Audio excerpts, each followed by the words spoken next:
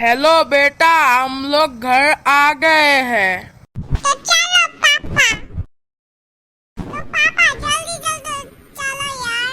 हाँ बेटा, जा रहा हूँ ना, चल जल्दी जल्दी। तो तो बेटा चलो चल, पापा हम लोग बहुत स्नो मजा वाले आएगा बाइम में जाते चलो। हैं। तो बेटा बहुत मस्त जगह है रे। हाँ पापा मेरे को स्नो खाना है। तो दोस्तों, आप लोग कैसे हो? ये है मेरा बेटा, अरे मैं हूँ स्नो वाले बाइम में।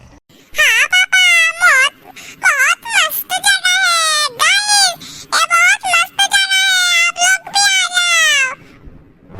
चलो पापा हम लोग उस घर में जाते चलो। तो चल बेटा, हम लोग जाते। तो दोस्तों, हमारा वीडियो याद आ गया तो न्यू वाले कार्टून चाहिए होगा तो हम लोगों को सब्सक्राइब लाइक कर दीजिए।